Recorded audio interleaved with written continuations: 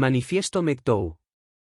En un mundo en constante evolución, donde las relaciones entre géneros son cada vez más complejas, nace un movimiento social y filosófico que reclama su espacio y su voz en la sociedad. MGTOW, acrónimo de Men, Going, Their Own Way o en español, hombres siguiendo su propio camino.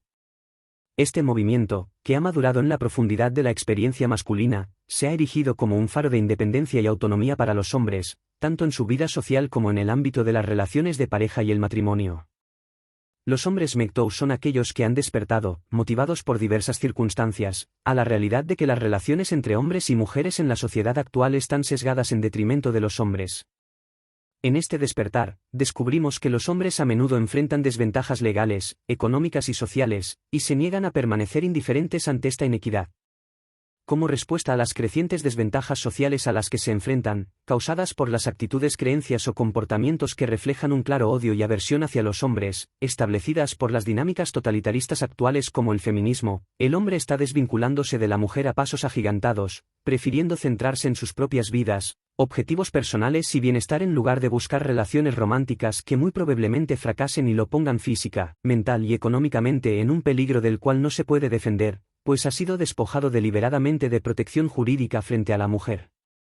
Como hombres independientes, al no tener que hacerse cargo de una familia, los trabajos duros y agotadores que no cubren las mujeres por elección propia, ya no suponen una opción deseable para los hombres tampoco, por lo que el riesgo de caer en una situación insostenible para el Estado es cada vez mayor y necesitará drenar más y más recursos de la economía a través del aumento de los impuestos para sostener toda su estructura.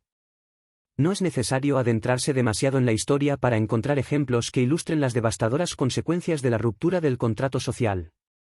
Un ejemplo cercano se presenta en la Rusia posterior a 1918, donde se consideraba que el matrimonio era una institución opresiva que perpetuaba una relación semejante a la de señores y siervos. En aquellos años de intensos debates y experimentación, donde la emancipación de las mujeres, la liberación sexual y la transformación de las relaciones personales se pensaban como parte de la lucha por la construcción del socialismo, Alexander Goikhbar, un jurista de 34 años, redactó el Código Familiar de 1918, legislación que cumpliría una función transitoria, no para fortalecer a la familia ni al Estado, sino para colaborar con su extinción. Pero para llegar a ese punto, había que conquistar para las mujeres la igualdad plena, no solo ante la ley, sino, y sobre todo, ante la vida. En aras de lograr una verdadera libertad, las mujeres debían liberarse de las cadenas impuestas por la familia tradicional, y con el fin de liberar a la mujer del peso de la crianza de los hijos y del trabajo en el hogar familiar, para que pudiera ser independiente y se incorporara al trabajo en beneficio de la comunidad, convirtiendo a hombres y a mujeres en trabajadores intercambiables, el Estado soviético determinó que se debían socializar las tareas de la mujer en el hogar, construyendo guarderías, comedores y lavanderías pretendiendo que la familia desapareciera gradualmente. A finales de los años 20, el desmantelamiento del sistema que solo unos años antes era calificado de opresor por los supuestos intelectuales de la época, que no tuvieron en cuenta la protección que suponía dicho sistema para la mujer, y sin una alternativa que pudiera reemplazarlo, condujo al desastre y a la posterior vuelta a posturas más conservadoras. El destino que corrieron algunos de los legisladores rusos que desarrollaron las teorías de vanguardia sobre la extinción del Estado y la familia habla por sí solo. Pasukanis y Krylenko fueron arrestados y fusilados en 1937, mientras que el autor del innovador Código de 1918, Alexander Goikhbar, fue confinado a un psiquiátrico. Andrea Beatri, autora del libro Pan y Rosas, señala que la tragedia más grande de todas es que las generaciones subsiguientes de mujeres soviéticas, desheredadas de los pensadores, las ideas y los experimentos generados por su propia revolución, aprendieron a llamar a esto liberación. El Estado feminista actual sostiene que la vida familiar sirve a los intereses de los hombres y que el matrimonio patriarcal surge del deseo de los hombres de tener poder y control sobre las mujeres, pero la realidad es precisamente al revés. Si la comunidad busca redirigir esta nueva inclinación de los hombres hacia la libertad individual, con el fin de involucrarlos en actividades provechosas para el bien común, debe proporcionar incentivos que hagan que esta participación sea atractiva para ellos.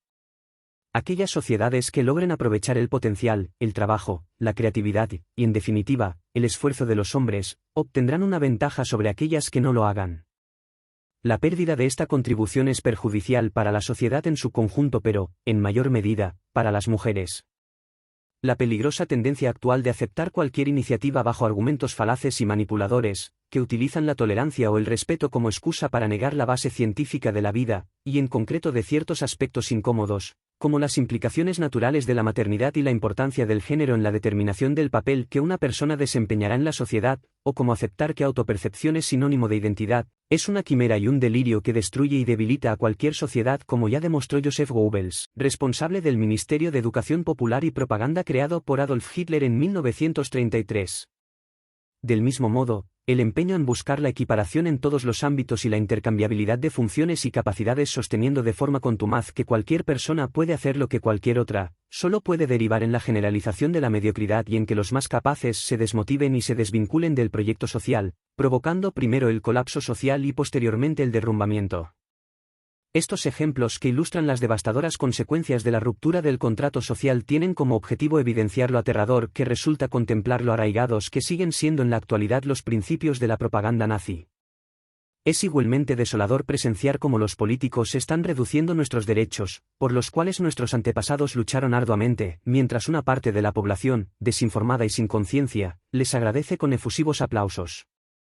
En respuesta a estas percepciones, los hombres considerados MGTOW eligen deliberadamente centrarse en sus propias vidas, en sus objetivos personales y en su bienestar. Toman la decisión consciente de apartarse de las expectativas de las mujeres, stricto sensu, y de la sociedad, lato sensu, que atenten contra la libertad, el bienestar y los derechos de los hombres. No siendo forzados por dogmas ni por una ideología única, sino tomando una elección informada y libre de vivir sus vidas según los términos de cada individuo. Es esencial comprender que el movimiento MGTOW es una manifestación de despertar individual. Nadie pertenece al movimiento MGTOW, sino que cada individuo lo confirma al exponer sus experiencias y al reconocer que estas experiencias son compartidas por muchos otros hombres. Esto hace que el movimiento sea inherentemente diverso y no uniforme. Las opiniones y objetivos de sus miembros pueden variar ampliamente sin que ello modifique la naturaleza del movimiento. Dentro de MGTOW, cada hombre decide su propio camino, basado en sus circunstancias y objetivos personales.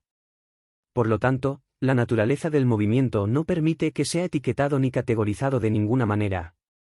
MGTOW no se define por la diversidad de pensamientos y experiencias, y rechaza la generalización.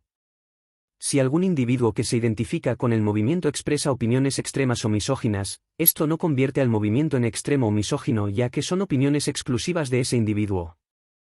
MGTOW se compone de hombres que eligen seguir su propio camino, sin importar sus motivos o circunstancias. En resumen, el movimiento MGTOW es una respuesta al entorno en el que vivimos. Es un eco de la independencia y de la búsqueda de la verdad de forma individual que resuena cada vez con mayor potencia. Cada uno de nosotros representa una voz única, una historia singular y un camino personal. Unidos en nuestra diversidad, testigos silenciosos de los acontecimientos que nos rodean, decidimos no participar de aquellos que nos pretenden someter, expoliar o en resumen utilizar en nuestro propio detrimento en favor únicamente de expectativas ajenas.